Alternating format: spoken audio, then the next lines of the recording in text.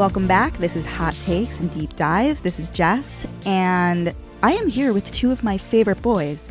These guys are a power duo. They are a power couple. Ariel Padilla. Hi. And Dave Mizzoni. Hello. How are you? Great. We're here in our living room. I couldn't be happier. Welcome. I want to introduce each of you separately. So Ariel, I know because you're my favorite SoulCycle instructor, and you have been for Wow. years. Yeah. So you are a soul instructor. Yeah, I am a soul instructor. I've been at SoulCycle for almost 6 years going on, which is crazy that I've been able to hold a job for that long. How did you become a soul instructor? I mean, to make a long story like a little shorter, basically I've always struggled with my weight, and when my mom passed away a little over 5 years ago, I had been to SoulCycle once or twice before, but never really loved it. I hated it, to be honest. And after my mom passed, I was in a really dark headspace, and my best friend worked at a studio, and I started going again. I went to my third class. I finally found my instructor, and I had the typical come to Jesus moment in a SoulCycle class, and I was just well, I can't afford to do this often, so let me get a job. So I worked at the front desk at the Soho studio for 6 months, and in those 6 months I dropped close to 80 pounds. Holy shit. 80 pounds in 6 months? Yeah. It was mostly emotional weight. I had never really lost control over my drinking habits and stuff. So I was just taking myself to a dark place on purpose, and I've never done that before. So as soon as I found something I like to do, it just flew off of me. But you have a background as a dancer though. Yeah. So you were always a performer. I was a performer. I went to college for musical theater.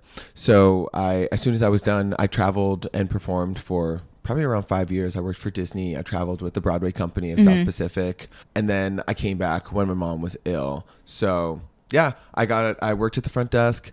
I started riding 3 times a day for 6 months, and all this weight flew off of me. And they were are you trying to teach? And I hadn't thought about it, but I auditioned, I got into the training program, and then truly And then he met me, and his whole life changed.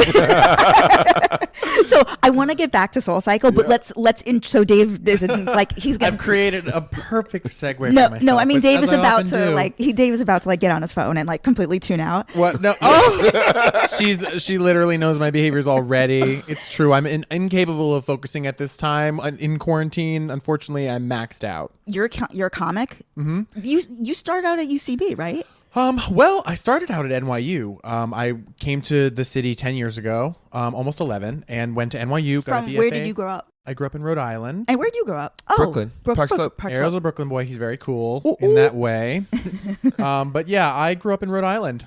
New England, lobster rolls, a lot of Italians, a lot of Irish people, Roman Catholics. Yeah. Everyone's very nice to their moms where I'm from. It's very simple suburbia. My mom is basically a TJ Maxx, and I love that about her. So she's so wonderful. I had a very wonderful childhood, and they supported me so much. I did a ton of performing as a kid, musical theater, all that stuff, anything that could get me in front of the most people possible. Yeah. And then what are each of your signs? I'm a Cancer. I'm a Gemini. Okay. But my moon is Leo, so definitely performing was always what I wanted to do, and being in front of the most people possible was all I cared about. So I went to school at NYU, was in Tisch, bounced around between studios there, but stayed primarily at Cap 21, which was the musical theater studio there, and did a little bit of sketch comedy writing there with Matt Rogers. We were in a show together called The Reality Show, which how did you guys meet at NYU? Oh, dorms, honey. He was gay, I was gay. We sniffed each other right out. I mean, NYU is the biggest gay bar in New York City. Which was the initial when your freshman year? Where did you live?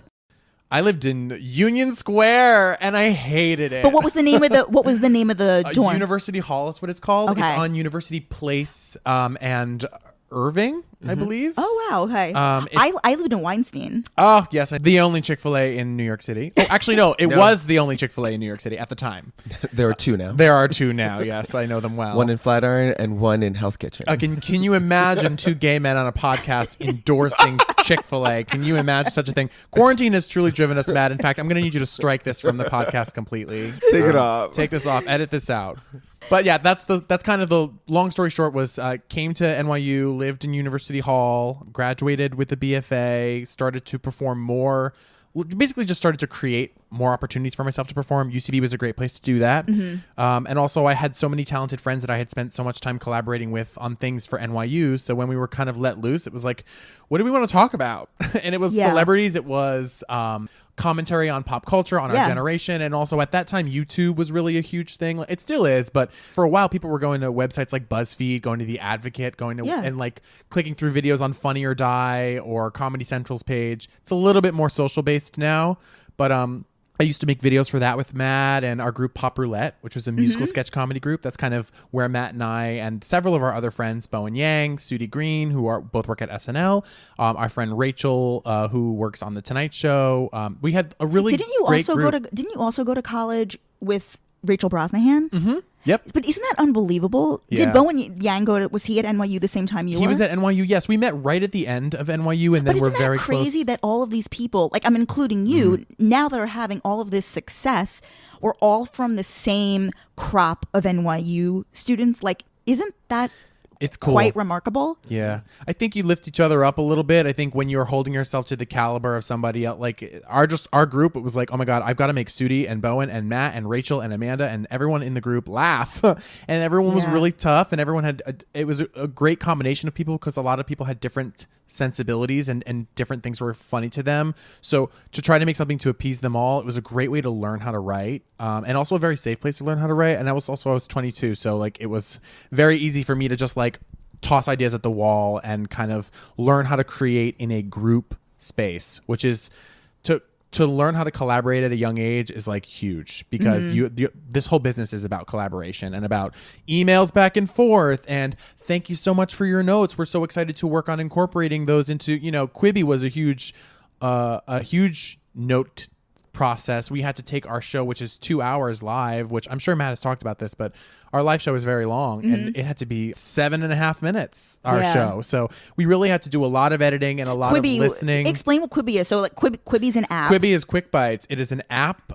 Basically, all of the content on there is under 10 minutes in length. They have scripted, non-scripted. There's reality. Our very own Andy Cohen is going to have an animated series, like his diaries. Wow, I didn't know that. Yeah. It's all head up by Meg Whitman and Jeffrey Katzenberg. They are so excited about this. They've literally fundraised billions of dollars, and they are spending it all on original content. This is all original content. Even some of the stuff that they're bringing back, like Punk'd, for example, is back. But it's new reboot, new stars, new celebrities, and it's very familiar, and they're catering towards an audience's use case that is basically those little moments where you're waiting for your doctor's appointment, or the meeting is late, or you're on the toilet. I mean, the train is taking forever. Right, the train's taking forever. Like they're going for a different moment. Not when you're sitting down with your loved one at the end of the night and you want to watch a cozy movie or an episode of Real Housewives of Beverly Hills. Right, nothing could possibly replace those. But this is just an interesting way to kind of streamline getting news, and they have news segments as well, daily stuff. Really? E-news. There's weather. There's NBC has an app or a running daily segment.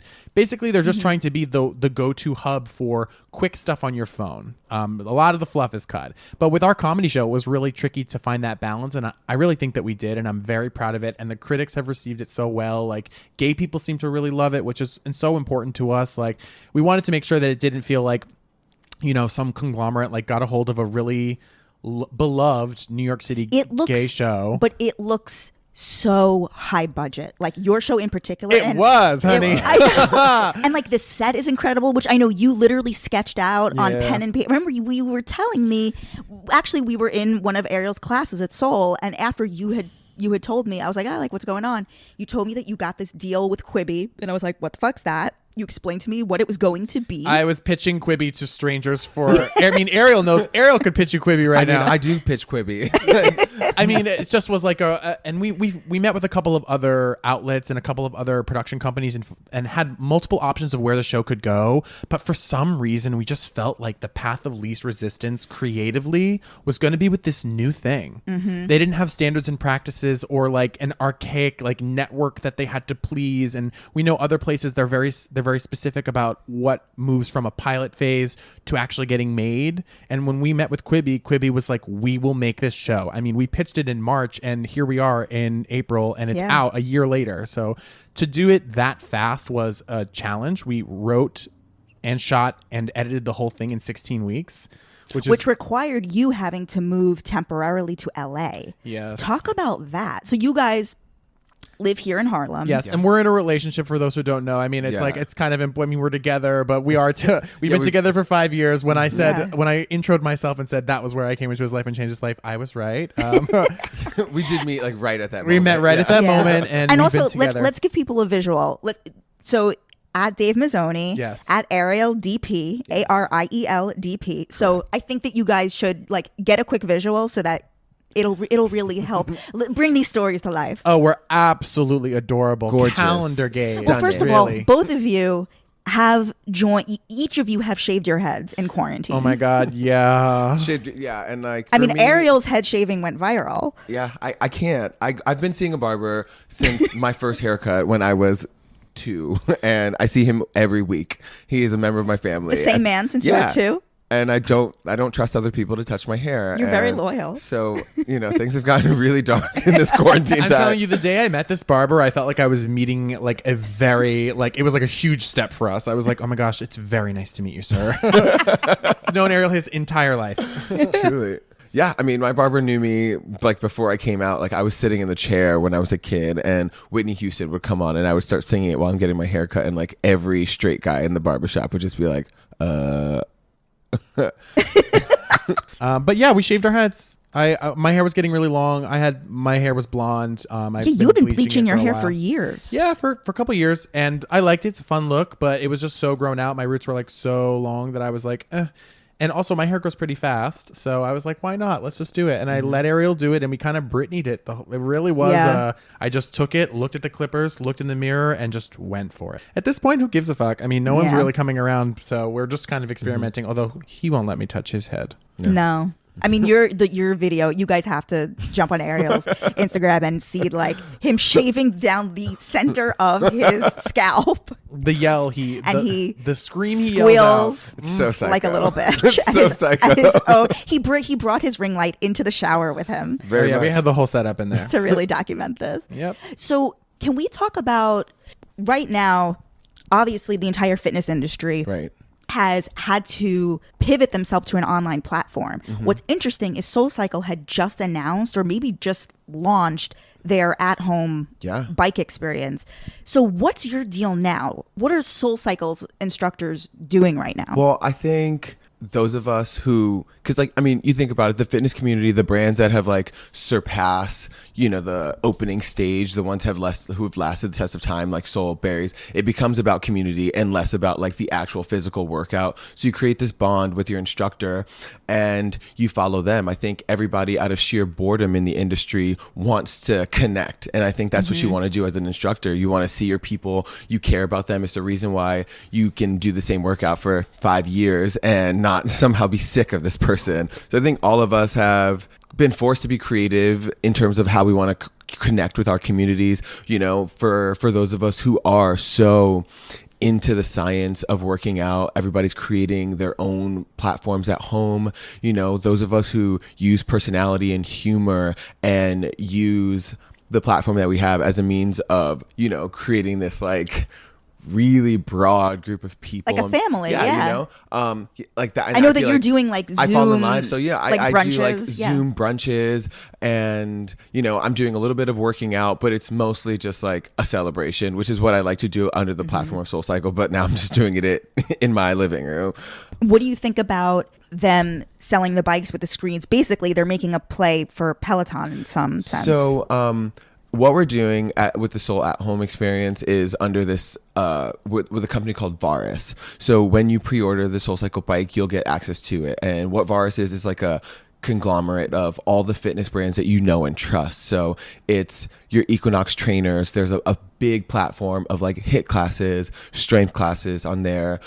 Pure Yoga is on this app too. So there's like 50 pure yoga classes recorded, and then obviously the bike. So it's not actually live. They're like pre-recorded classes. Yeah. So we've been filming for the past like 6 months. So how many classes did you film? So I shot, I think, around 6. Okay. I think SoulCycle might have over 100 in the bank. Cool. But as soon as this is over, we're going to start season 2 of shooting.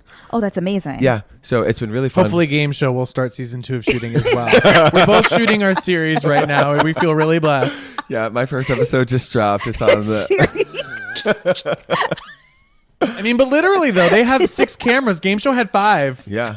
They've got a budget over there, honey. I mean, when you see the content, you'll see that it's so singular. It does not compare to anything that's out there. Yeah. And it looks awesome. They do such a good job of Are bringing... you going to get your own bike? Hopefully. I think we need a bigger apartment. I don't know where it's going to go. We're going to have to move the bar cart. And it's like, isn't that life right there? It's like, it's the bar cart or the bike. I don't know. You can't have both. Sad. So this has been great. Getting to know you guys, like our listeners are like loving you. They're looking at your faces. But let's really allow people to connect with you. Let's get to the meat. Let's like get down to Let's business. deep dive. Absolutely. Take us there, Jess. Let's talk about our biggest failure and unpack the reasons why we can't let them go. I'll start. I was 11. I'm kidding. Curious, what were each of your introductions to the Housewives? I think that I fell in love with Atlanta first. And if I'm going to like put them in order, Atlanta, Beverly Hills are my top. I thought you loved Potomac. I do love Potomac, but Atlanta and Beverly Hills sit higher. It's exciting to watch Potomac grow. We are all watering the seed that is Potomac, and I do believe she will grow to be just as strong as mighty as her sisters. Yeah, Me because too. I feel like I agree. you go in thinking like they're poor. Yeah. I'm just like, I don't get the glamour that I'm getting from Atlanta. I don't get, the glamour I'm getting from Beverly Hills at all from them. But when I first But watched, you're getting personality. oh yeah, and we're getting opinions. Yeah. It's just funny for me to think of any of these women as poor. But do you remember the but first time? comparatively speaking, Do you I guess. do you each remember like how you got into the Housewives? Like what was your entry point? So for you, it was Atlanta. It was definitely Atlanta. I think in college I had a friend. She's still our friend, Ashley, and she watched Real Housewives of New Jersey. And she thought this was like where I was from, just based on my accent and stuff. And so she was like, "You need to watch this shit. I think you'll love it." And I was like, "Okay, well, I'm not from New Jersey. It's very different cultures." And then I watched it and was like, "Oh no, this is the same." And when I saw Teresa table flip, it like latched on to me. It was like an Omarosa moment, or like Richard or Jerry on Survivor, like a moment in reality TV where you see like where this genre can go.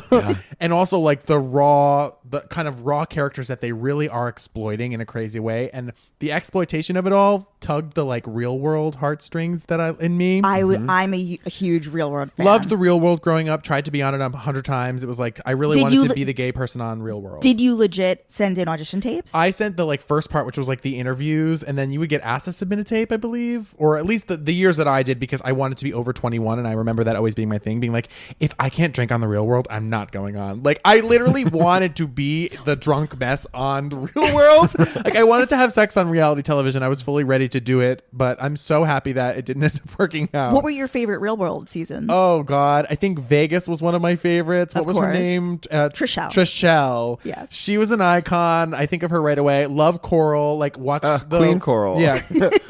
And you know what? Coral did, like, I also liked about the Real World, some of the things that I like about Housewives. It's like, it presents life sometimes for better or for worse as it is.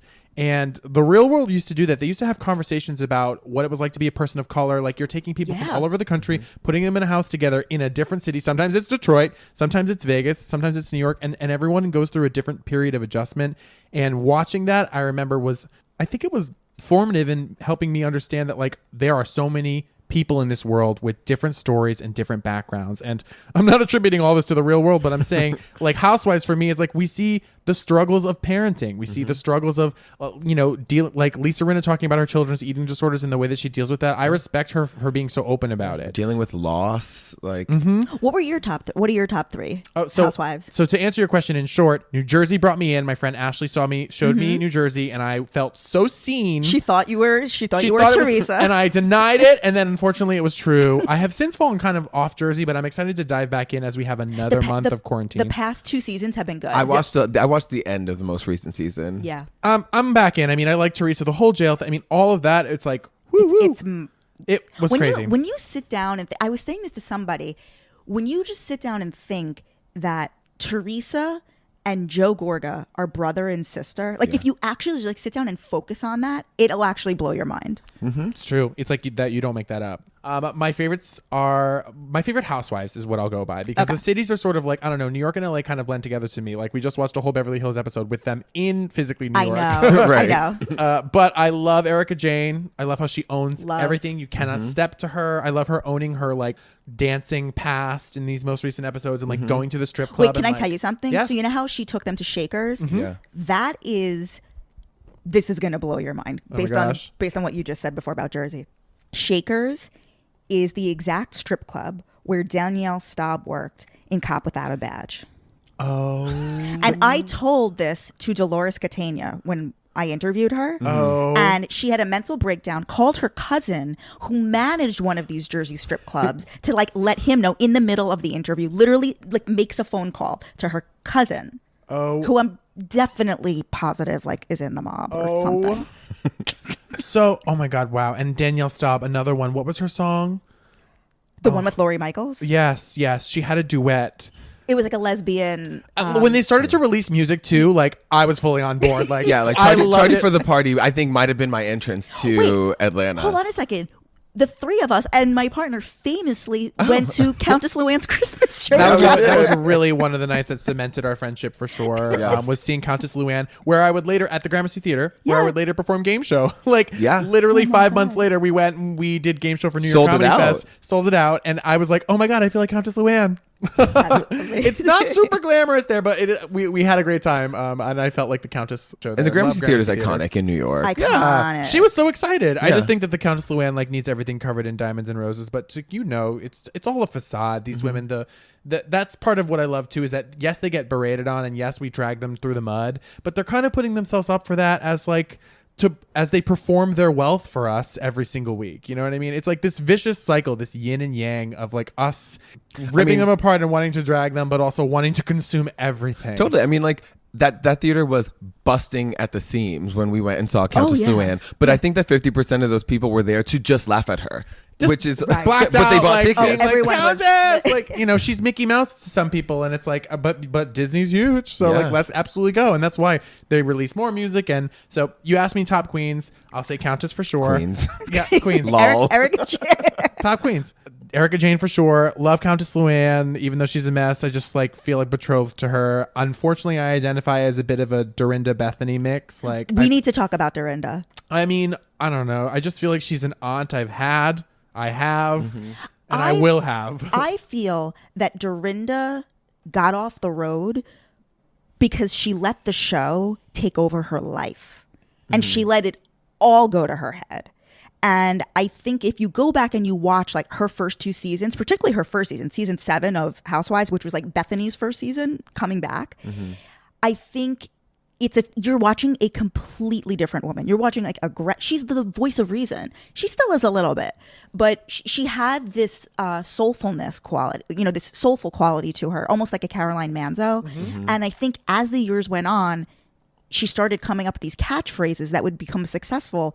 And now that's her entire fucking life. I think that like realizing that you are like a pop culture icon later in life does something different to you. Like 20-something-year-olds kind of grow up and expecting that, but like to have like a whole regular ass life as a woman, and have children, and then and you're nearly your 50s, like you're like, I'm famous. Like I couldn't imagine. I would be a Totally. monster. Yeah.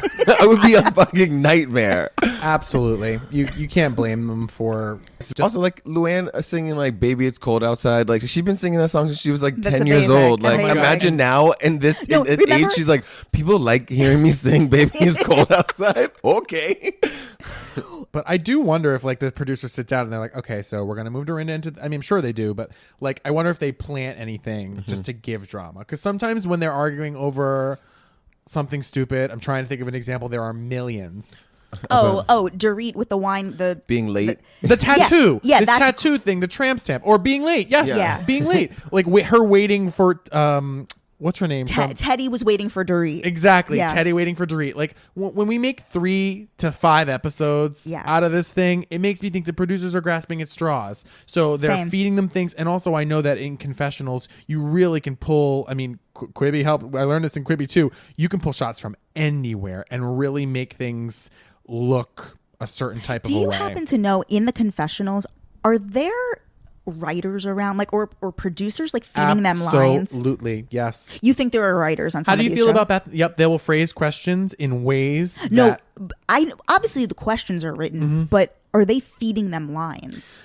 No, I think there are a couple of gays there that they probably trust that are being like, it would be a fun, cheeky way to say that. Some of the Yeah. bitchier lines where they say like, I'm not like, I don't know. I can't think of one, but like you can hear like slang that would not organically come out of their mouth. Oh, totally. Or something like that, where it's a young gay who's there to just be like, you could be iconic if you say this, or this would be a really good gif if you say this. I'm sure Erica Jane has, what's his name? Mikey. Oh, and- Mikey. He's probably right there being like, bitch, this. And Yeah. because everything she says is pretty damn good. So I don't know. It's like, and he'll be like, what you should say? You should say, I don't do that. I'm not a peasant. And then sip your champagne to the side. And she does. And it's a meme the next day. So it's like, they're right. Truly. What did you think of Atlanta this season? Since you love Atlanta, I'm in. even in. though Love it's like, Atlanta. even though it like wasn't a great season. I think Kenya coming back gives us what we want. Mm-hmm. I think Kenya's a monster, but like you can't look away from it. I feel for my girls. Like I feel for her, and then I get Portia, mad at her. I feel for her. She's getting through it. I love Portia. She's love Portia. one of my favorites. I would also Yeah. put her in my top queens. Yeah. I think that's where I'll stop. We'll say if it's top 5 there, Portia's my last choice. Yeah. I love Portia. And like I love having Eva on the show. Because Mm-hmm. I grew up like loving America's Next Top Model. I did not watch The Real World, but like Same, I was yes. on America's Next Top Model from day one. So when I saw, I still use the expression "model through it." Oh, absolutely. Yeah. Please, yesterday, Mr. J and Mrs. J at 12 o'clock every day, they're going live dishing like America's Next Top Model tea on their That's Instagrams. amazing. We watched it for like 10 minutes and it was like not good. So I Everyone's changed- going live. The market is flooded, but you really can get up close and personal. Like you can see the interior of their home office Yes. with anybody out there right now. I'm very if interested you in could that. see anybody go live, who was I talking to about this? I think I was talking to Matt Rogers about it, and we decided the only person we're interested in seeing go live is Shelly Miscavige. Wait, who's I don't know Shelley? who that is. David Miscavige, he's the president of Scientology. His wife, who has Oh. been missing for like over 10 years, and we came to that conclusion Not her. in our podcast because we were like, get her in that. We want a camera down in that ditch where he put her, and that's who we decided. Oh no, I want like Leslie Jordan. I want like Charo Yeah. live. Like get me. I love older in life celebrities. Let's like acquiescing social media and slaying it by being like not really knowing how to use it. You know what would be amazing to see go live? I would love to see like a Susan Sarandon Yeah. because she's got crazy ass opinions. Yeah. Yeah, she like tweets in like a a good crazy person. Yeah. And she'd be smoking She's like the crazy. Deborah Messing of. She be smoking. She'd be high. She'd be high as hell all the time. Inside sources that I know very well say that she'd be. Oh be yeah, high she's all- like I she's absolutely very love that well. for her. Yeah. Yeah. She was iconic in Feud most recently. I mean, Oh, Feud's the best. she's been amazing in so many things. But we Stepmom. recently watched Stepmom. Period. Period. Period. If you guys haven't seen Stepmom, I think I saw that like 3 times in the theater. Oh, I saw it As twice a- in the theater, as a and child, like yeah. every time it's on TV, I can't help but watch it and just fully hysterically They don't cry. make movies like that anymore. They don't. I'm a sucker for like. We got to pour one out for Stepmom. Who did each of you idolize growing up? Like, who were each of your pop queens when you were? Jennifer Lopez. Period. Mine was. It changed, but it was Britney Spears for when I was very young. For sure, Britney Spears. And why Britney? Oh, I just had never seen someone with production value like that. Like, and they had existed. I mean, Michael, Janet, so many people. Madonna. Madonna. I mean, Madonna was mine. Well, and yeah. is mine. Absolutely. Yeah. So many people have done it before. But what got to me was Britney, Oops, I Did It Again. I saw, it wasn't even Hit Me Baby One More Time. Hit Me Baby One More Time like was on my radar. Oh, actually, no. Crazy was probably the first video that really shook me. Totally. The Stop remix. I saw the Stop Remix Crazy video and I was like, budget, dancing. And I was like, I was like attracted to like just the production scale of it all. And also like, it was fun and catchy. And so I started to tune in more and more. And then obviously, as a gay man when you're young, I think that you're constantly grappling with, is it adulation? Is it admiration? Is it envy? Or is it sexual attraction? Right. And you're constantly going back and forth between it. And it's like, you could not tell me that Britney Spears was not going to be my girlfriend when I was young. Same. But Jennifer Lopez. Totally. I thought I was in love with them, but it turns out I was obsessed with their powerful feminine energy and the way in which they were produced, honey, the way in which money was pumped in. Oh yeah. You can never like tell me that. I was sitting in a diner with my parents, and If You Had My Love came on the TV screen, and I was just like, I can't eat these eggs anymore. I had never seen that. Like, I felt like in that moment, Jennifer Lopez had invented the internet. Like, I was like, it was like all this video with like coding going up and down, and I was like, wow, this is the internet. She is the future. She is the internet, period. I mean, yeah. like, what is it about JLo that you connect with so deeply? Because you do a lot of JLo work on your Insta. Totally. JLo work. I stole that from Danny Pellegrino. Well, I guess my JLo work, she's Puerto Rican. She's a Puerto Rican woman, and I'm a Puerto Rican, and she's from New York City. I've always I've never seen myself in her, but it feels familiar. You gravitate towards people with like life stories like yours. It makes it feel like your dreams are not impossible. And I've always been a performer since I was a kid. So just knowing her, she was able to do that in a way that I'm standing at the beginning of my path. I was like, wow, I love her. And also she's iconically gorgeous. She created fashion moments from day one, and she's still doing it right now. She's a mogul actress. She's got it all. What's your favorite JLo movie? Like I could go between, like, honestly, like Monster in Law is up there for me. Made in Manhattan is up there. I mean, Selena, of course. Selena is the standard. Selena is an incredible performance, and that's where you really see her ability to not only sing and perform, but also to really inhabit a character in a real way. Oh yeah. And then also like Monster in Law, of course, that comes to mind because it's fun. She really fell is. in love What's with- the name of the movie she did with George Clooney? Out of Sight. That is my fucking favorite JLo movie. I mean, also enough. Like when she sort of entered like the rom-com arena. Yeah. Those are my favorite movies. Like I and love you know what? like. Fuck it. I love Hustlers. Yeah, like How to Lose a Guy in 10 Days is like low key one of my favorite movies. Like that style of movie is just so easy for me to watch. Like that's what we watched in my house like growing up. So Made in Manhattan, all of those films were just like, oh wow, and she can do this too. What did we think of her Super Bowl set list? It was fabulous. No edits? Honestly, I thought that I got everything that I wanted from like What a were you commercial. missing? Yeah.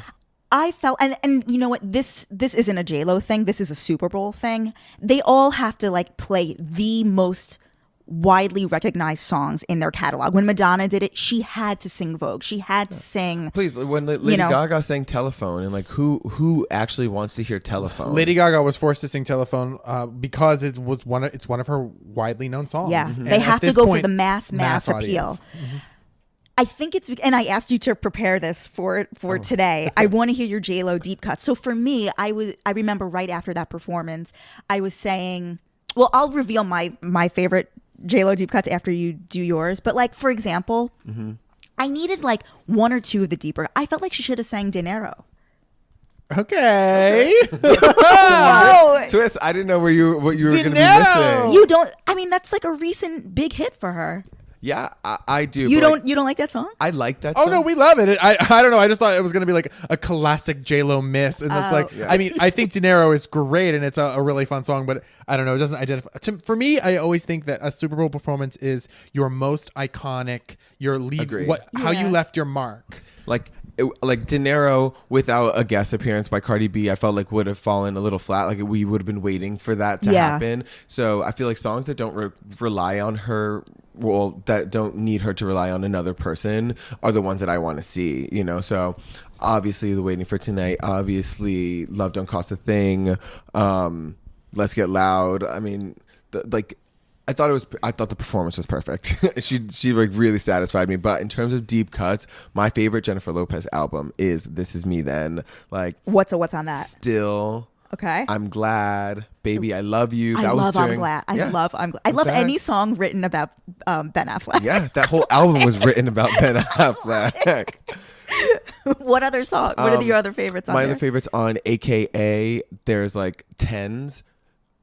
Which is just like this ballroom. That's the name of the song? Anthem. It's called Tens.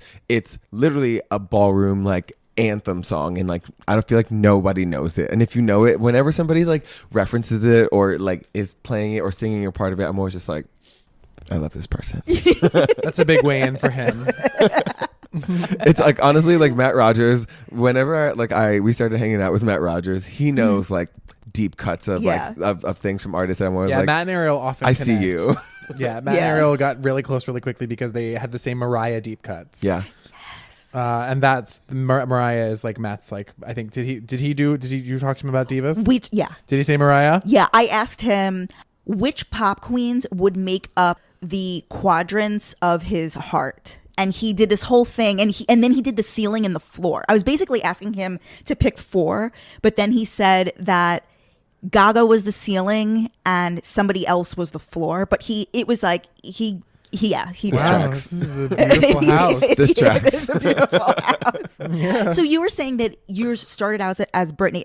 Can I take a swing here? Yeah. It went to Gaga? Yes. Yeah. Yes. I mean, it's again, if we're calling what attracts me most to a pop star as production value, doesn't that track? I mean, I think for me, I was attracted to Britney because of the VMA performances. I was like, Slave for You VMA performance blew my mind. And I was just like, we were tuning in to see like what next. Even that 2008 era, like I thought it was a bit. I thought she was in control. I was like, this is the theme of this. Because I understood at a young age that women had to reinvent themselves. They're not like men in this industry. They constantly have to change and be new or they get disposed of. And so I just felt like this was an era for her. But then when I started to like really latch on to the fact that Britney wasn't well, that her family had a lot of control over her, it just didn't seem like, I started to bail out there and just look for someone else. And at that same time, 2008, Lady Gaga was doing, it was my freshman year at NYU. I went to the Virgin Records store and I waited in line. There was maybe 100 people there, and I got my CD signed, and I saw Lady Gaga perform Poker Face and Paparazzi at the Virgin Records store, which would later become the Best Buy store now in Union Square. But she was this girl she went to Cap 21. She was at NYU. She was the same. I was like, oh my God, she's an NYU alum. It's cool. She's doing like whatever. We spoke afterwards. She asked me who I had for acting. I was like, Larry. She was like, I love him. I was like, well, good luck with this whole thing. Those songs were awesome. She had all these spooky, like those crystals. She was doing like crystal dresses at the time. And it was really avant-garde and fun. And I loved the song Paparazzi. I loved the metaphor. And so as soon as I went online, she was like a treasure trove of self-made, weird art pop era. We didn't know it was art pop, but it was like she made a lot of really cool downtown videos, and she released the video for Just Dance around that same time. And then as soon as I saw Poker Face, I was on board. Again, production value, but also a woman like in full control. And really, it didn't seem like anyone was telling her to not do certain things. I remember when she was going on I think it was like the Fame Ball. Yeah, Fame Ball. I remember that it was when she was doing a lot of promo for that, was when she started doing all stripped down versions of all her music. And that was how she got me. Yeah. Like Paparazzi on the piano is great. Yes. So good.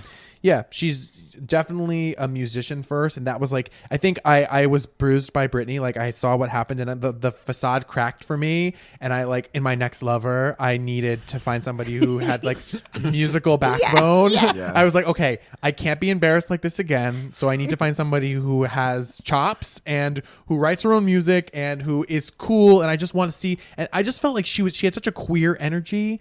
that I loved. And also at NYU at that time, like it was like Lady Gaga party was like everyone was throwing like a Lady Gaga themed this or that because she was just the first on the scene to be weird. Were you totally bummed that she postponed Chromactica? I don't know. I think that there are a lot of like when you become a pop star of that size, you are a business and a corporation, and the infrastructure for anywhere between 20 and 1,000 people's lives and well-beings, whether it be the people who build the sets, make the tour, dance on the road, like that's a huge thing. And I know a large part of promoting an album is about touring. That's how a lot of artists make money and where they thrive. And I don't think Gaga wants to be on Ellen. But they're saying right now that we may not have a live concert event or a live sporting event until 2021. She's not going to delay the album that long. I don't think so. I think we'll figure it out. I think we're all working together and figuring this out step by step. But I think at that moment, it was like, how could she not only put like her music out? I mean, the music is what I really wanted. But I understand that people are not loyal and not going to buy tickets to the Chromactica Ball when it comes on sale in 2021. They're going to be like, no, I've already chewed this music and spit it out. And it's like, that's a lot of people's well-being. That's a lot of people's hard work and dedication. And it's like, they want to see their investment go through. And I hate to look at it like a business, but this is the music industry we're talking about when we get to it that wide. I know there was a lot of hands in it. If it was as simple as, do I want people to hear my songs or do I not? Like, of course Gaga's going to choose to put it out there. Well, thank God Fiona Apple was able to release her album. I know, she dropped a bomb. I mean, I'm the biggest Fiona fan. I mean, this is an event for like the young people. I mean, this happens once every 7 years. Right. Okay. Like I grew up loving Fiona. But you know how you were saying like you needed an artist that's like cool and wacky and like but has like insane talent. Like, are you a Fiona fan? I am I do not know her intimately. She did not come into my life when I was younger. But I do know she's what young Dave was looking for. People have told me that that Fiona walked so Lord could run. Yeah. Lord was the comparison. A friend on a thread today. I don't know if he's right or not. But they said as far as experimentation, like it's like a Bjork world almost, but it's also like mixed with like. I've only listened to 2 tracks off the new album, but I just know it's out. Her new music is not at all like her old music. I mean, like I get down with Criminal any day of the week. Like, you just listen to Criminal. That is like the best of the best. But all of her music, her 3 like pillar albums, like piano driven. I would say like, okay, she's kind of like Tori Amos meets Regina Spektor meets probably like the most current version would be like Lorde and Saint Vincent. I put on the album the other day while we were cleaning, and it was like the first 3 songs. I was like, okay, this is really funky and weird and like it's really stripped down and raw. But if you go back to her first album, which had Criminal on it, it's called Title. When the Pawn. I'll do a deep dive. We got nothing but time now. It's amazing. So. I'm in. And I do love the new album for what it's worth. Yeah, I'm excited. I don't have a strong relationship to her, and I'm excited to allow her in. Yeah, I've always loved Criminal, and like that's probably like the song I know. And then I watched Hustlers, and the moment one Jennifer Lopez comes out and strips to Criminal, and I died. Criminal is one of the all-time greatest songs to ride to. I played it at SoulCycle for a month straight after I had seen it in the movie. So when we were chatting before, you were saying, because a lot of what you do, like even just in your comedy, production, you create these little gamelets, and you were saying we should do like a recast of Lady Marmalade. Oh yeah. I mean, Ariel and I do that all the time. Like, or we'll just be like, okay, who's your Divas Live? Or if you have to recast this, like, what would you do? And Lady Marmalade is the one that came to mind because it's like so iconic, and I think that we could so redo it now. And there's so many people that would. Totally. And I just feel like so many people would. It's so tough though, because when you recast it, like, do you go like person for person based off of like? I was wondering like this. Vocal but that's quality? Part of the fun. Yeah. Is in what scope, and then tell me who's in the cast. Yeah, or is it like is it energy? Okay. Yeah, I think that's up to you. I've gone full wacko. You go first. You go. Okay. The only thing that I know for sure, like in terms of the actual role, Kelly Clarkson goes in the Christina slot. Okay. All right. Excellent. Go ahead. Excellent. Okay. So for the Christina role, I have Celine Dion. And this is because in my Lady Marmalade, I am only trying to kill gay people. I would like gay people to watch this Lady Marmalade and die afterwards. Okay. Because it's so good. So I want... In the Xtina role, for me, it's all about giving fashion and giving like breathtaking, soaring live vocals. Okay. So for me, Celine Dion fills that particular role. Let's now go on. And Ariel, you're All right. Christina. My Christina is Ariana. I'm going to give it to Ariana. Okay. I just feel like she would so absolutely interesting. destroy. She gives me the same like kiddie porn vibe that like Christina represented at that time. See, I put Ariana Grande in the Maya role because I felt that they have the weakest voices. I just feel like she would never say yes to that role. Yeah, no. She would Ariana would not show never. up. She would be like, "Are you kidding?" Her team would come at you with a gun. But Ariana would show up in the Maya role if Celine Dion was playing Christina. Right. Because she has respect for the queen. And also, I think Celine could rock the fashion of Christina really well. Can't you see her insane Christina outfit? Oh. Rail thin, bustier, give her the big curly she would hair. destroy. She would destroy it. But I have do respect. think, yeah, I feel like I put Jessie J is in the pink role. Okay. And I just think that, like, vocally, she should be in the Christina role, but, like, she is not respected by the public. And she has, I think, one of the best voices of anybody in the pop world. I put Lizzo in the pink role. I feel like they each have the raw throatiness in their voice, and they have this aggression. Right. I put Lizzo in Little Kim's role. Okay. I put Lauren Allred in the pink role. And again, I'd like to remind all of the listeners that I am going to kill gay people with mine. This is about ending all gay men. And after remind this the one children performance. who Lauren Allred Lauren is. Allred is the singer of "Never Be Enough" From The Greatest Showman. From The Greatest She's the original Showman. singer. Never be enough. Truly. She has a voice that is stupid. So Ariel and I watched YouTube videos of Lauren Allred. There are only 4 in existence. This woman is like locked in a cage somewhere. Wow. We have no idea what's happening with her. But she is the most incredible live singer I think I've ever seen, and I have just recently. She tours with David Foster. He's like the writer of all of Celine's biggest music. Stop. Yolanda Hadid, Say no more. Of the course. ex of Yolanda Hadid. Ex-husband. Of This course. is the Housewives podcast. Come on. Of course. Of course. So Wake up, Pearl. So she tours. I was just saying, just in case, just as a reminder. I'm sorry, everyone. Yeah. All right. Are you ready for my Little Kim? Yes. This may be controversial. Beyonce. Because she can nail the rap. Because she can nail the rap. Yeah. I think Little Kim does a sure- rap, and Beyonce often can rap better than Jay-Z. I think you will get death threats for that sentence in certain neighborhoods. The Beehive. I can hear them already. They're coming. I cannot it was- speak to it- what you have it just was- said. In it was fact, I am between- nervous for your safety here in Harlem. I think we might need to get you a car. It was between Beyonce and I guess the obvious choice is Cardi B. Yeah. It would. I feel like. I have Meg Thee Stallion. I want Meg Thee Stallion to come in and fuck it up with those fresh knees, fresh hair. She's got an attitude and a personality and a charisma that I think is going to destroy and take over the hip hop industry. And she also doesn't have a combative energy with other females. Like, it seems really welcoming and warm, and like she wants to collaborate and she wants to like promote female driven hip hop. Absolutely. And I say Meg Thee Stallion. Also, she'd look good in that red. I couldn't agree with that more. Can you see her? You know how Lil' Kim, I just picture the music video. She's in all red on that sofa. Like, can't you see Meg in that full outfit? Just it would Titties be. sitting, ass fat, red, just looking so good. Yeah. She would be all day. And also, she's an incredible rapper. I've seen her freestyle on Sway's show, and I know that she's got real chops as a rapper. So I say Meg Thee Stallion. I totally agree. In my Maya role, I thought it'd be fun to like throw a bone to like, a girl who needs it, Yeah. like Tinashe. Let's give it to Tinashe. Because I also think that she would kill in a bustier. She would like fit the part. And she would want it bad. She would want it bad. She is a dancer.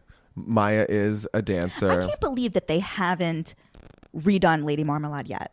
I think that It's I been think for this 20 reason years. only, like who's gonna do it, and like who's gonna tell the other girls that they didn't get it, like.